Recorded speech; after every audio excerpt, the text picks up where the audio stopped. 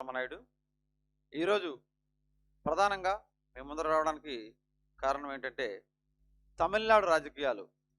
Governor రాష్ట్ర ప్రభుత్వం form కాకుండా అధికారం చేపట్టకుండా ఆపవచ్చా? ఎంతకాలం ఇలాగ ఆపవచ్చు? అసలు గవర్నర్కి ఇంత అధికారాలు ఉన్నాయా, లేదా దీని వెనకాల రాజకీయ కారణాలు ఏమైనా ఉన్నాయా అనే ఉద్దేశంతో జస్ట్ ఒక ఐడియా కోసం బ్రీఫ్గా ఇవ్వాలనే ఉద్దేశంతో మీ ముందర రావడం జరిగింది.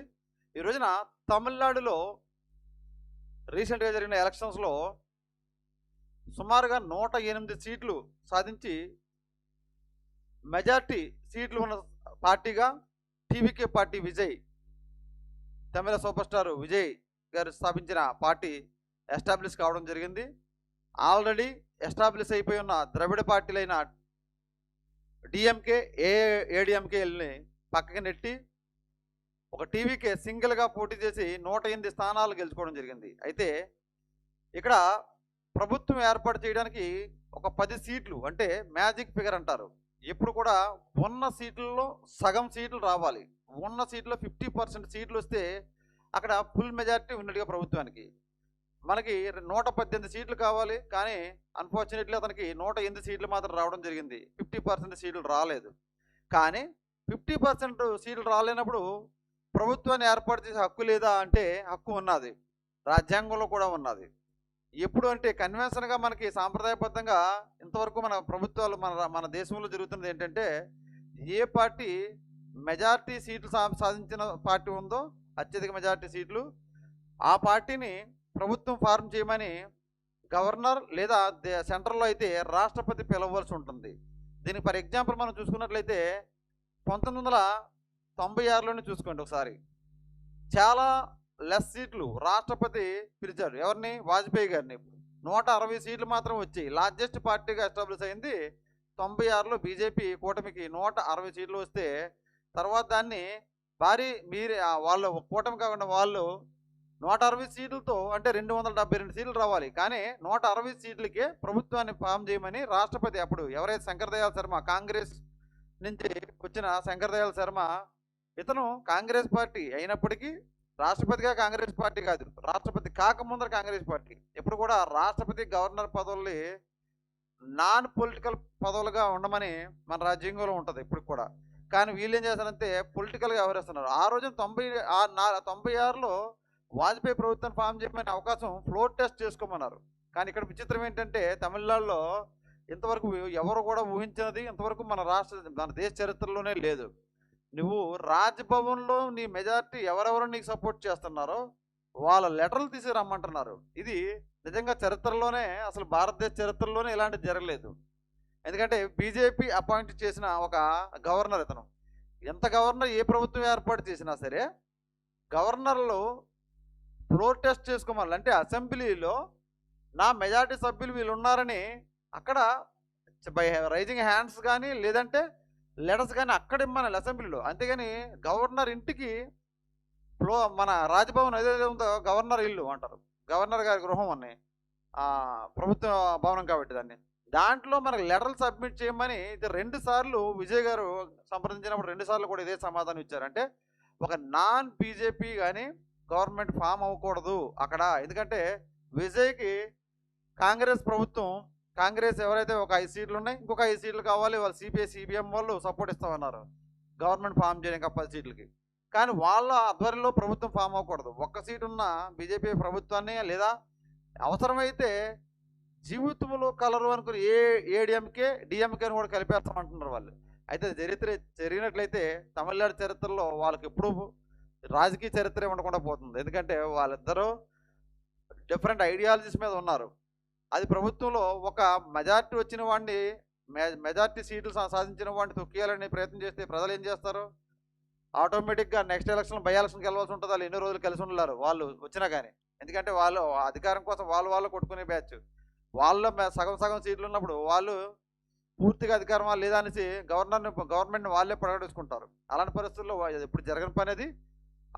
ఖచ్చితంగా అలాంటప్పుడు విజయ్కి గవర్నమెంట్ ఫామ్ చేయడానికి పూర్తి అవకాశాలు రాజ్యాంగబద్ధంగా కూడా చూసినట్లయితే 91లో కూడా మనకి రాజీవ్ గాంధీ గారు చనిపోయినప్పుడు అప్పుడు ఉన్న పరిస్థితులకి కాంగ్రెస్ గవర్నమెంట్కి 252 సీట్లు వచ్చాయి. 272కి 251 272కి. కానీ 19 సీట్లు తక్కువ ఉన్న పివి నరసింహారావు ఆధ్వర్యంలో గవర్నమెంట్ని ఫ్లోర్ టెస్ట్ చేయాలని కూడా అనకుండానే సరే బయట నుంచి సిపిఐ వాళ్ళు సపోర్ట్ ఇవ్వడము, సపోర్ట్ ఇస్తున్నామని చెప్పేసి ఒక మాట చెప్పడంతో గవర్నమెంట్ ఎవడో అబ్జెక్షన్ చేయకుండా ఎవరు కూడా 5 సంవత్సరాలు రన్ చేశారు.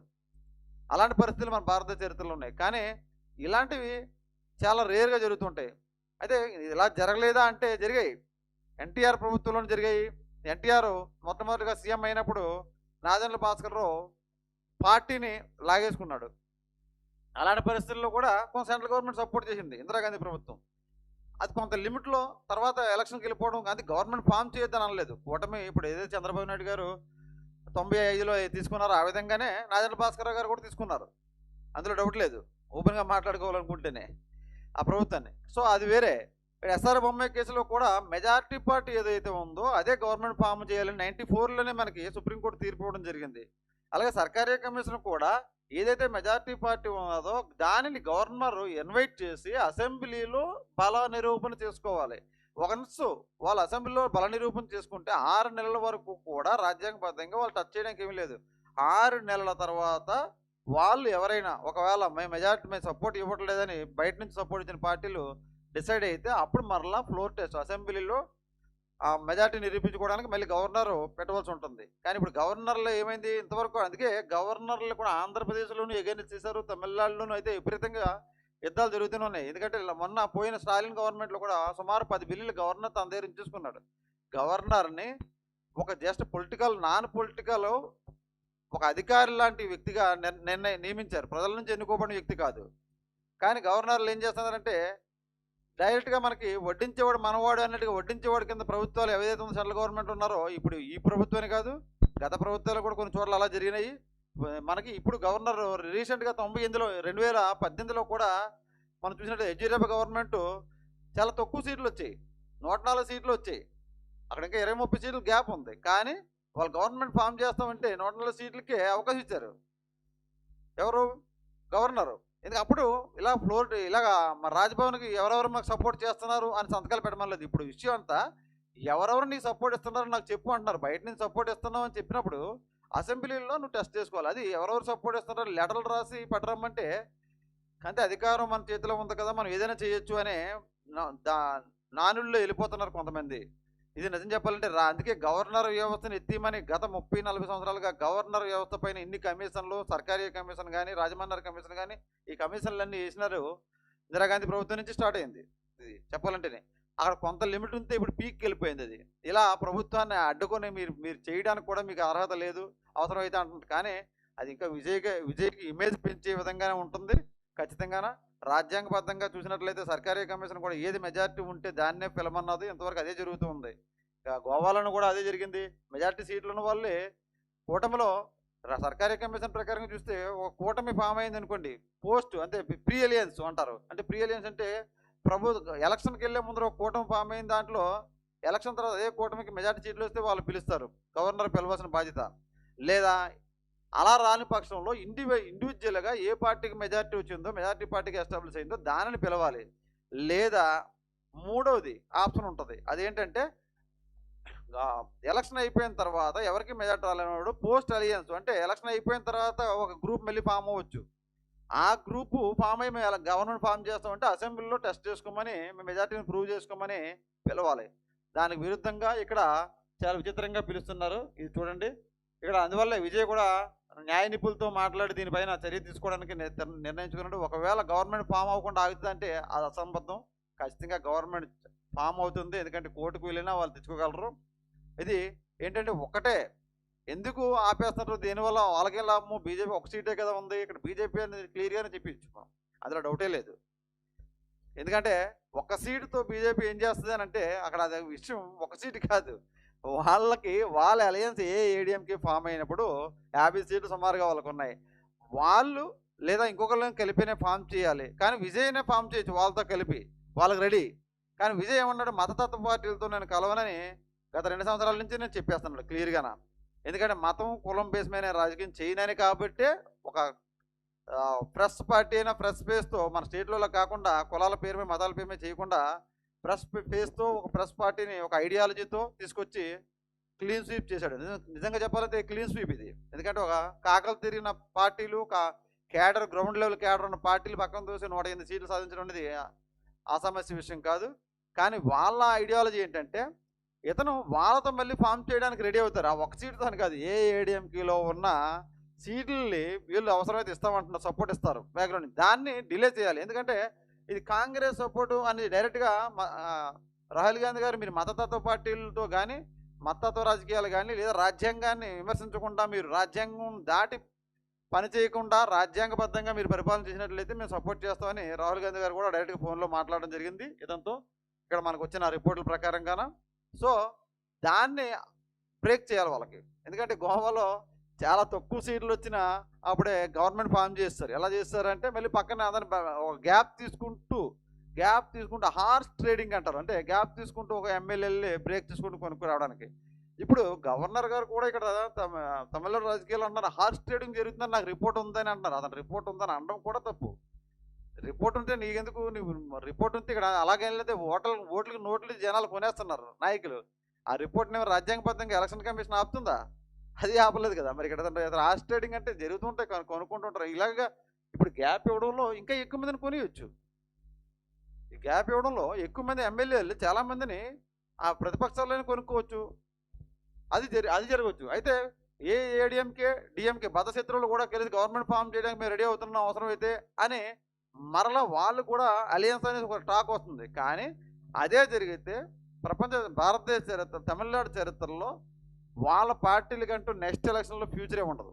ఎందుకంటే వాళ్ళకి తెలుసు, అది డిఎంకేకి అయితే ఎస్పెషల్లీ తెలుసు. స్టాలిన్ గారు ఎందుకంటే చాలా హుందాగా ఎక్స్సీఎం మేము 6 నెలల వరకు టైం ఇస్తాం ఏదైతే మెజార్టీ. ఎందుకంటే స్టాలిన్ గారు ఆల్రెడీ గవర్నర్తో ఇప్పటికి 10 బిల్లులు ఇంపార్టెంట్ రాష్ట్రంలో కొన్ని బిల్లులు పాస్ చేయవలసిన విషయంలో గొడవ పడితేనే ఉన్నాడు. కోర్టులకు వెళ్ళాడు, సెంట్రల్ గవర్నమెంట్తో ఫైట్ చేశాడు. గవర్నర్ని దించడానికి అసలు బిఎన్ఎస్ రవిని ఇక్కడ కోల్కతాకి వెళ్ళిపోయే విధంగా అంత గొడవలు పెడితే అక్కడ గవర్నర్గా మార్చడం కూడా జరిగింది. ఎందుకంటే ఆ గవర్నర్ని పెట్టుకుని అడ్డంగా పెట్టుకుని రాజకీయాలు జరుగుతున్నాయి కాబట్టి. అందుకే గవర్నర్ వ్యవస్థ పైన ఎన్నిసార్లు సుమారు 7-8 కమిషన్లు వేసినారు. కానీ సెంట్రల్ గవర్నమెంట్ ప్రతిసారి కూడా ఇష్యూ అయినప్పుడు గవర్నర్ల పవర్లు ఏమున్నాయో దాన్ని లిమిట్ చేయాలని, కాకపోతే ఒక ఎగ్జిక్యూటివ్ అనేది ఒకటి ఉండాలి కాబట్టి కంట్రోల్ నియంత్రణ కోసం ఉంచుతున్నారు. దానిని వీళ్ళు ఏం చేస్తారంటే ఈ ప్రభుత్వం అని కాదు, ఏ ప్రభుత్వం సెంటర్లో ఉంటే వాళ్ళు ఈ గవర్నర్ వ్యవస్థను ఉపయోగించి మిస్యూజ్ చేస్తున్నారు చాలా వరకు.